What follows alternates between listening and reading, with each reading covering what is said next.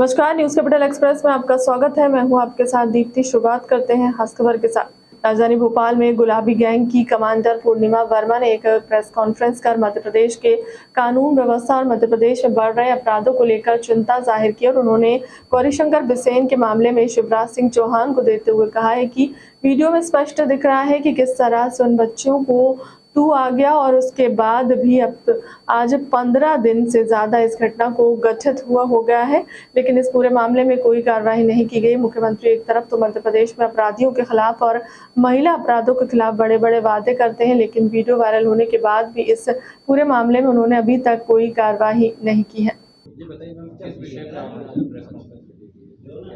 सबसे पहले तो चौथे स्तंभ के तमाम मेरे पत्रकार साथियों का मैं अपने गुलाबी गैंग के तरफ से स्वागत करती हूँ, अभिनंदन करती हूँ। और आज मैं जिस मसले पर आई हूँ यहाँ पर, गौरीशंकर बिसेन जो कि पिछड़ा वर्ग आयोग के अध्यक्ष हैं, मंत्री हैं, ये राज्य मंत्री का दर्जा प्राप्त इनको है।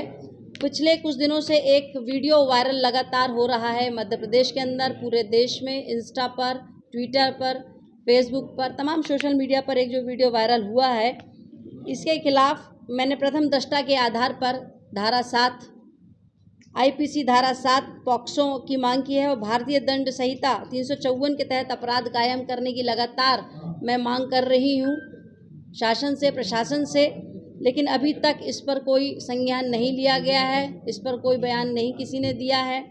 और दुर्भाग्य की बात है कि जब मैंने इसमें शिकायत दर्ज कराई अपने छिंदवाड़ा ज़िले से, तो इसके दूसरे दिन जब मैंने अपने प्रेस कॉन्फ्रेंस में कहा कि मैं बालाघाट पहुंचूंगी इस मामले को लेकर के, तो दूसरे दिन मेरे घर पर अज्ञात लोगों के द्वारा पथराव किया गया, लेकिन मेरे हौसले वो नहीं डिगा पाए, जिसने भी किया हो। मैं दूसरे दिन फिर बालाघाट पहुंची, वहां जाकर एसपी साहब से संपर्क किया, इस मामले को संज्ञान में लेने का निवेदन किया और वहां भी मैंने एक आवेदन दिया कि उक्त संदर्भ में जो है गौरीशंकर बिसेन जी के द्वारा जो वीडियो में सार्वजनिक रूप से नाबालिग छात्रा के साथ विनय भंग का मामला आया है, इसके खिलाफ वे संज्ञान लें और इन पर आईपीसी धारा 7 पॉक्सो और भारतीय दंड संहिता 354 के तहत अपराध कायम ये करें। लेकिन किसी तरीके का आश्वासन मेरे पास अभी तक नहीं आया है और मैं मजबूर हूँ कि ये सारी तमाम बातों को लेकर के मैं कोर्ट की शरण में जाऊँ और मेरी तैयारी है लगातार। अब मैंने उस परिवार से संपर्क साधा है, जिसकी जानकारी मैं अपने वकील के माध्यम से कोर्ट तक पहुंचाऊंगी। बहरहाल मैंने अभी इसको पत्र के माध्यम से मुख्य न्यायाधिपति महोदय सर्वोच्च न्यायालय दिल्ली भेजा है, रजिस्ट्रार सुप्रीम कोर्ट दिल्ली, मुख्य न्यायाधीश महोदय उच्च न्यायालय जबलपुर और रजिस्ट्रार महोदय जबलपुर, यहाँ पे मैंने अपने पत्र के माध्यम से ये जानकारी पहुँचाई है। वीडियो का जो क्लिप है उसको संलग्न करते हुए ये जानकारी पहुंचाई है कि न्यायपालिका पर हमारा विश्वास है। इस देश का जो सर्वोच्च है वो यहाँ की संविधान, यहाँ की न्यायपालिका है, जिसका मैं सम्मान करती हूँ और मुझे यहाँ की न्यायपालिका पर पूरा भरोसा है। पर माननीय महोदय संज्ञान लेंगे और जो तथाकथित हैं, जिनको मैं आपराधिक मान रही हूँ उस वीडियो को देखने के बाद में, गौरीशंकर बिसेन जी जो पहले भी लगातार अपने अभद्र व्यवहार के चलते, अपने बोलचाल के चलते, अपने आचरणों के चलते लगातार ये विवाद में रहे हैं। और ये ऐसी मुझे ये बात समझ में नहीं आ रही है कि इतना बड़ा मामला आया जिसको नज़रअंदाज भी किया गया, जिसको नकारा भी गया, लेकिन वो वीडियो में क्लियर दिख रहा है कि उन्होंने ये हरकत अपनी जो की है, उनकी जो मानसिकता है वो उसमें दिख रही है कि वो कितनी घृणित मानसिकता उजागर हुई है। इसको नकारा नहीं जाना चाहिए। चौथे स्तंभ के लोगों से मेरा ये निवेदन है, पत्रकार बंधुओं से, कि इसे बिल्कुल आप अपनी नैतिक जिम्मेदारी के साथ सामने लाएं। जिस तरीके से नाबालिग बच्चियों की सुरक्षा की जिम्मेदारी मध्य प्रदेश सरकार लेने की बात करती है, वो महज एक छलावा के रूप में है, महज एक धोखा है। बहनों के नाम पे सत्ता पाना, हासिल करना, ये एक आसान तरीका लगता है राजनीतिक दलों को, लेकिन जहां इनके सम्मान और सुरक्षा की बात आती है, वहां तमाम दल या तमाम संगठन, मुझे लगता है इस परिदृश्य के बाद कि वो मौन है, अपने मूल्यों को खो चुके हैं। लेकिन गुलाबी गैंग हमेशा सजग रहती है। पहले भी एक विधायक को 5 साल की सज़ा गुलाबी गैंग ने इस मसले पर, महिला छेड़छाड़ के मामले पर करा चुकी है और अब ये एक बड़ा मध्य प्रदेश में निर्णय के लिए हम प्रयास कर रहे हैं कि सरकार में तैनात लोग ही अगर सुरक्षा नहीं करेंगे तो गुंडे मावालियों से, समाज के ऐसे आपराधिक लोगों से हम कैसे अपनी बहन बेटियों को बचा पाएंगे, यह हमारे लिए एक बड़ा सवाल है। और मैं सभी महिलाओं से इस प्रेस वार्ता के माध्यम से पूरे मध्य प्रदेश की महिलाओं तक एक संदेश देना चाहती हूँ कि वे कमर कस लें। अपनी बेटियों और अपनी बहनों को सुरक्षित करने के लिए अब उन्हें मैदान में खुद आना होगा। किसी संस्था या किसी के माध्यम से अगर अपनी बात नहीं पहुंच पा रहे हैं तो ये जिम्मेदारी आपकी खुद की होगी। ये किसी राजनीतिक मंच पर अपनी बच्चियों को ना भेजें। स्कूल इस बात से परहेज करे कि जहां इस दृश्य के बाद स्कूल शासकीय जितने भी चल रहे हैं, शासकीय जो भी स्कूल संस्थाएं चल रही हैं, वे इस मामले को बड़ी गंभीरता से लें। अपनी बच्चियों को जब मंच में नेताओं के समक्ष प्रस्तुत करते हैं या लाते हैं या जो भी प्रदर्शन होता है, इसमें सजग रहें, सचेत रहें, ताकि समाज में इस तरीके की घृणित और शर्मसार कर देने वाली तस्वीरें आगे ना आएं।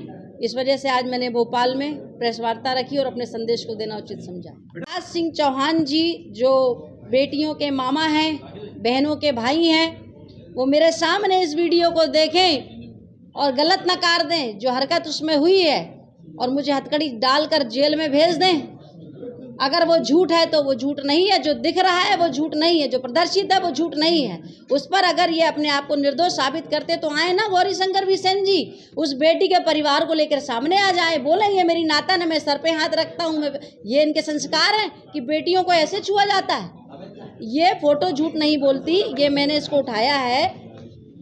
ये तस्वीर अभी मैं आप तक पहुँचाऊँगी, दीजिएगा। ये तस्वीर मैं आपको अभी दे रही हूँ, तस्वीरें झूठ नहीं बोलती हैं, उसमें स्पष्ट रूप से दिखाई दे रहा है। मैं तो बोल रही हूँ अगर वो निर्दोष थे या निर्दोष हैं तो आज कितने दिन हो गया, लगभग 15-16 दिन हो गया है। वो परिवार को लेकर क्यों नहीं बैठे?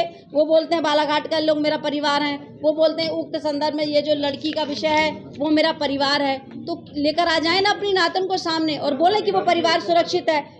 मैं तो उसके परिवार की सुरक्षा पर भी सवाल खड़ा कर रही हूँ कि उसका परिवार गायब तो नहीं कर दिया गया।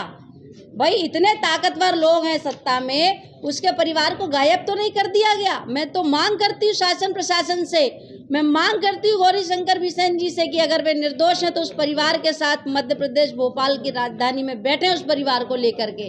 जिस तरीके से पैर धो धोकर अपने पापों को धोने का प्रयास कर रहे हैं, एक और पाप धोने के लिए उस बच्ची को भी लाएं जो देवी स्वरूप, हमारे देश में बच्चियों को देवी माना जाता है, तो लाएं ना। उसकी सुरक्षा पर जो सवाल खड़ा है उसे मिथ्या साबित कर दें। सत्ता बहुत बलशाली लोगों के हाथ में है। आज आप देख ही रहे हैं कि अपने पाप को धोने के लिए लोग पैर तक धोने पर आमादा हो गए हैं। तो सत्ता बड़े प्रभावशाली लोगों के हाथ में है और वो बेचारे गरीब लोग हैं, छोटी बच्चियां हैं, तो वो दहशत में है, डर का माहौल है। देखिए मेरे अपने स्तर से उस परिवार से संपर्क में हूँ, मैं अपने वकील के माध्यम से कोर्ट तक पहुँचाऊँगी ये सारी चीज़ें, इसलिए आज मैं यहाँ पर आई हूँ।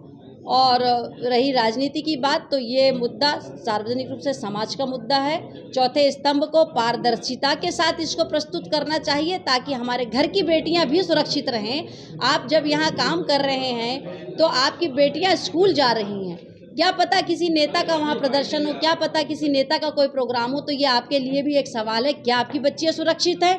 इस पर मैं निवेदन करती हूँ कि पारदर्शिता के साथ इस मामले को आप सामने लाएं। इस मामले बच्चियों की तरह ऐसा ड्रामा फैलाया था, तो इसमें आप क्या कहें? पहली बात तो ये जहाँ महिलाओं को शर्मसार कर देने वाली घटना है, इस पे राजनीति नहीं होनी चाहिए। कांग्रेस भाजपा बसपा सपा ये नहीं होना चाहिए। दूसरी बात कि वो वीडियो गलत तरीके से चलाया या सही तरीके से चलाया, वो वीडियो उजागर कर रहा है कि इंटेंशन जो उनकी रही वो गलत थी और वो प्रदर्शित कर रहा है, उसको आप नकार कैसे सकते हैं? आप उसको नज़रअंदाज कैसे कर सकते हो? उसमें दिख रहा है। और अगर वो ये कहते हैं कि मेरा अपराध हूँ, मेरी नातन है, तो नातनों के सर पे हाथ फेरा जाता है, कंधे पर हाथ रखा जाता है, पैर छुए जाते हैं, पैर धोए जाते हैं। लेकिन ये क्या है?